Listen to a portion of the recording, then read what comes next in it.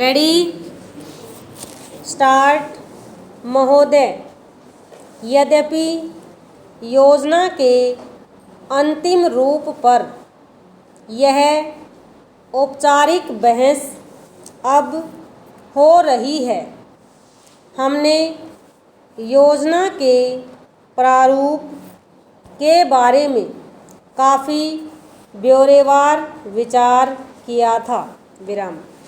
एक माननीय सदस्य ने कहा है कि योजना से ऐसा नहीं लगता कि कामों को निपटाने में तत्परता जरूरी है।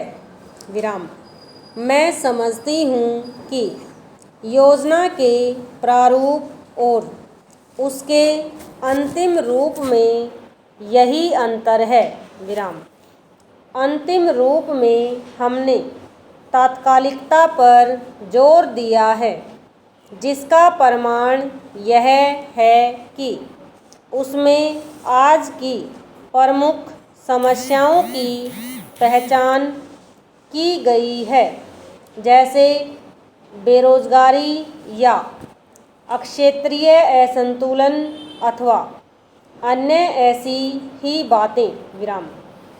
इनमें से कुछ समस्याओं के समाधान में कोई विलंब नहीं होना चाहिए और उन्हें तत्काल दृढ़ निश्चय के साथ हल किया जाना चाहिए।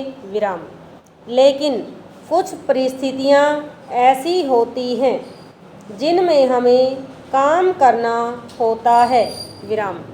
कुछ मान्य तरीके हुआ करते हैं। इनमें से एक है लोकतंत्री प्रक्रिया। बहुत से लोग चाहते हैं कि हम कई काम एक साथ करें और इनमें से कुछ के बारे में हम सहमत भी हैं कि वे सही काम हैं।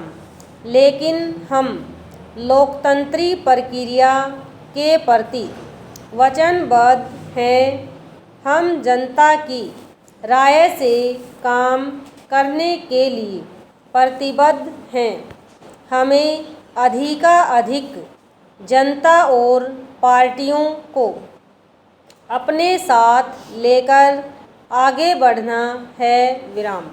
मैं समझती हूँ कि अगर इससे हमारी गति कुछ धीमी भी रहती है तो भी हमारी प्रक्रिया को बल मिलता है और हम जो भी काम हाथ में लेते हैं उसे बल मिलता है। पैराग्राफ। दूसरा तरीका मिश्रित अर्थव्यवस्था का है, जिससे शायद कुछ लोग सहमत नहीं हैं, लेकिन जिसे हमने अपने लिए निर्धारित किया है। ऐसी अर्थव्यवस्था की अनेक त्रुटियां भी होती हैं, लेकिन हमारे देश में आज जो परिस्थिति है उसमें हमारी सरकार हमारे पूर्ववर्तियों और आज के सहयोगियों ने यह अनुभव किया कि हमें इस तरीके को अपनाकर चलना चाहिए। मिश्रित अर्थव्यवस्था का अर्थ मेरी समझ से यह नहीं है कि कुछ समृद्ध परिवारों को इसका लाभ मिलता रहे।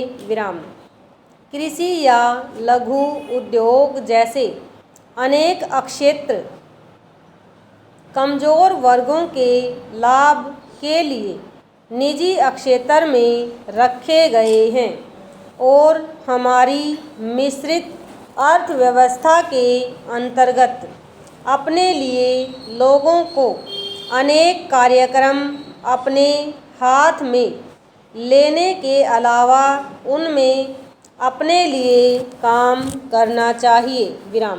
मुझे मालूम है कि स्वाधीनता के तुरंत बाद जो स्थिति उत्पन्न हुई थी उसका कुछ परिवारों, ग्रुपों, व्यावसायिक घरानों ने निजी स्वार्थ के लिए लाभ उठाया। विराम ओवर।